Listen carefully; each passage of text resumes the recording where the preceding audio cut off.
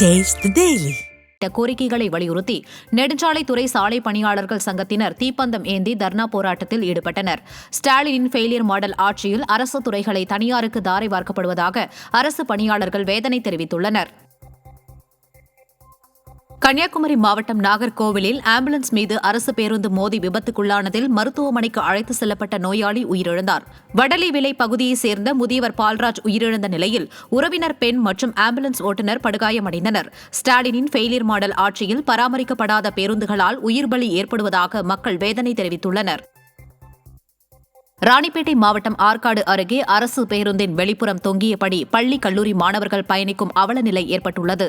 ஆற்காடு மாம்பாக்கம் இடையே 2 அரசு பேருந்துகளை மட்டும் இயக்குவதால் அரசு பள்ளி மற்றும் கல்லூரி மாணவர்கள் அபாயகரமாக வெளிப்புறமாக தொங்கியபடி பயணத்தை மேற்கொண்டு வருகின்றனர். ஸ்டாலினின் ஃபெயிலியர் மாடல் ஆட்சியில் போக்குவரத்து கழகம் மாணவர்களின் உயிரோடு விளையாடுவதாக பெற்றோர்கள் வேதனை தெரிவித்துள்ளனர். ஆந்திர மாநிலம் ஸ்ரீஹரிகோட்டாவில் இருந்து GSLV F-16 ராக்கெட் விண்ணில் ஏவப்பட உள்ளதால் பழவேற்காடு மீனவர்கள் கடலுக்கு செல்ல தடை விதிக்கப்பட்டுள்ளது.